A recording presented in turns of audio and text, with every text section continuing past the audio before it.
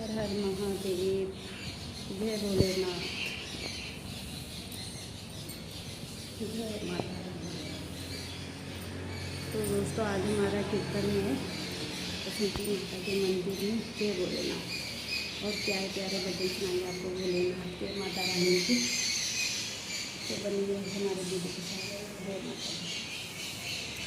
हर हर महादेव, जय नंदी भगवान, जय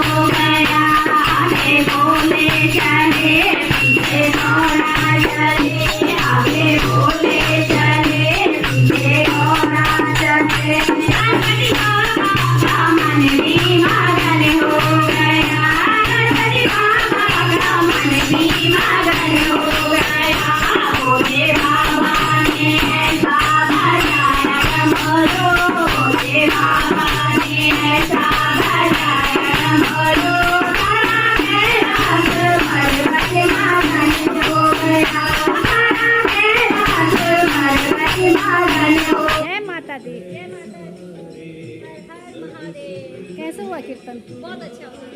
बहुत अच्छा हुआ।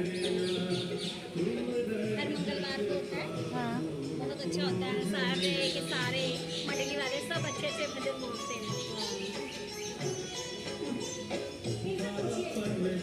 आपको कैसा लगा कीर्तन मैडम जी? बढ़िया लगा कीर्तन। अच्छा हुआ। और क्या क्या मिला? लड्डू मिले प्रसाद में? हर मंगलवार को